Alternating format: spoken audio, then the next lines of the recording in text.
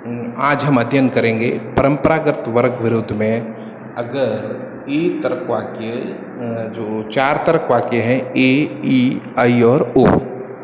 तो इन चारों तर्क वाक्यों के बारे में हम पहले अध्ययन कर चुके हैं कि अगर ए तर्क वाक्य सत्य है या ई तर्क वाक्य सत्य है, आई तर्क वाक्य सत्य है या ओ तर्क वाक्य सत्य है, इनके बारे में अध्ययन कर चुके हैं। अगर ये सत्य है तो अन्य की स्थिति क्या होगी। इस चैप्टर में हम अध्ययन करेंगे अगर ई तर्क वाक्य फॉल्स है, ई तर्क वाक्य फॉल्स है, आई तर्क वाक्य फॉल्स है, ओ तर्क वाक्य फॉल्स है, तो अन्य जो है ना तर्क वाक्यों की क्या स्थिति है वो आज हम इसका अध्ययन करेंगे। तो हम सबसे पहले आप स्क्रीन पर देख ही रहे हैं ई तर्क वाक्य की हम बात करते हैं। अगर ई तर्क वाक्य असत्य है, ई तर्क वाक्य असत्य है तो अन्य की क्या स्थिति है। तो अपन देखो स्क्रीन पे सीधे पे आप आ जाओ। ए तर्क वाक्य अगर असत्य है तो सीधे सीधे सामने आ जाओ ओ पे। अगर ए फॉल्स है तो ओ हमेशा ट्रू होगा। ए फॉल्स है तो ओ ट्रू होगा। और ई और आई अनिश्चित, अनिर्धारित मतलब डाउटफुल होंगे अगर ए तर्क वाक्य असत्य है। दूसरे तर्क वाक्य हम बात करते हैं ई तर्क वाक्य। ई तर्क वाक्य असत्य है तो क्या स्थिति होगी। ई तर्क वाक्य अगर असत्य है, ई इज फॉल्स, फॉल्स है, ई अगर फॉल्स है तो आई ट्रू होगा, आई ट्रू होगा। ई तर्क वाक्य तथा ओ तर्क वाक्य ये अनिश्चित, अनिर्धारित या संदेहात्मक हम इनको कह सकते हैं। ए तर्क वाक्य तथा ओ तर्क वाक्य अनिश्चित, अनिर्धारित तथा संदेहात्मक होंगे अगर ई तर्क वाक्य फॉल्स है तो। अगला तर्क वाक्य बात करते हैं आई तर्क वाक्य। आई तर्क वाक्य असत्य है तो।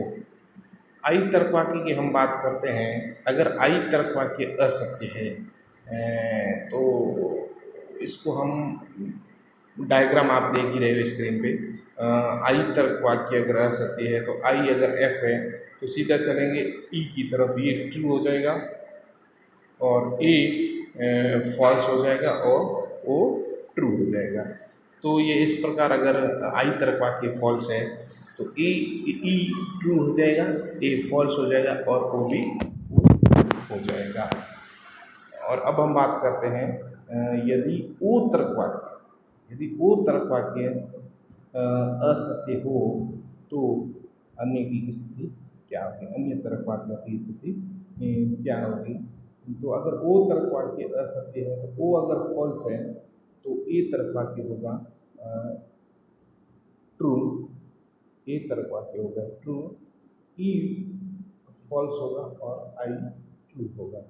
तो इस प्रकार हम पहले जो इससे पहले जो चैप्टर हमने पढ़ा था कि अगर एक तर्क वाक्य सत्य है, ये अगर हम ए, ई, आई, ओ 4 तर्क वाक्य असत्य है, चारों तर्क वाक्य, तो अन्य की स्थिति क्या होगी इसके बारे में हम इसको अपन अच्छी तरीके से निकाल सकते हैं।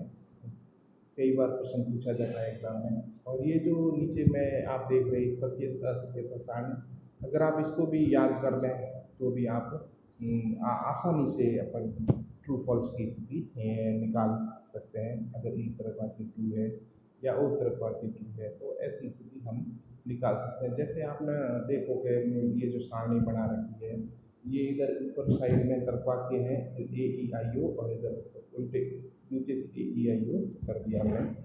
तो जब भी हम सारणी की बात करते हैं तो सारणी के जब भी हम देखते हैं कौन सा तर्क वाक्य ट्रू है, तो जैसे आप देखो ए पे भी ट्रू कर रखा है और इधर ई पे भी ट्रू और आई पे भी ट्रू नीचे से और ओ पे भी ट्रू, ओ के नीचे फिर एफ सबकी कर रखी मैंने, गोले कर रखे हैं। ओ पे एफ और नीचे आई पे भी एफ और ई पे एफ और ए पे भी एफ।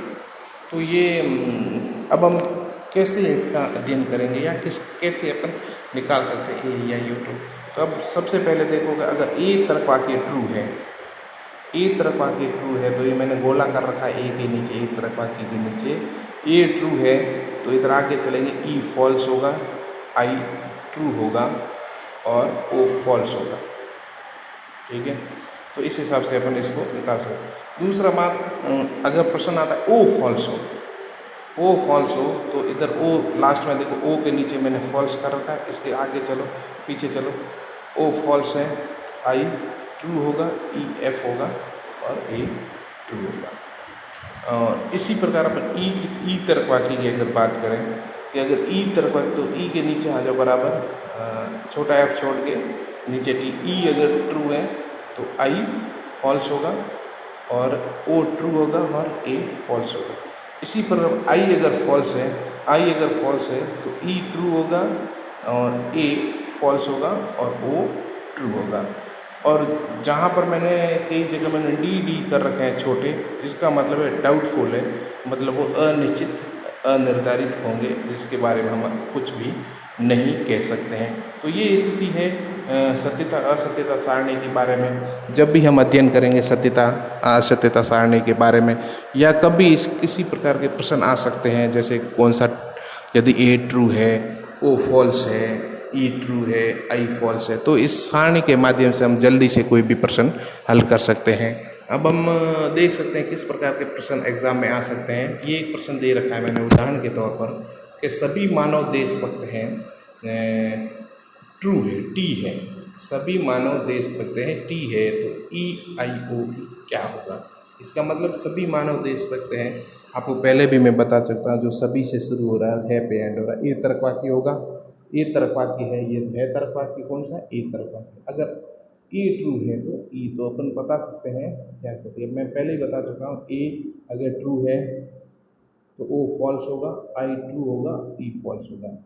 तो इसका अपन आसानी से उत्तर निकाल सकते हैं। तो सभी मानव देशभक्त है, अगर सत्य है तो ई बराबर एफ हो जाएगा, आई बराबर ट्रू हो जाएगा और ओ बराबर एफ हो जाएगा। तो इस प्रकार हम किसी भी प्रकार का अगर एग्ज़ाम में प्रश्न आए तो इसको हम आसानी से हल कर सकते हैं, और बिल्कुल सिंपल तरीका है इसके बारे में।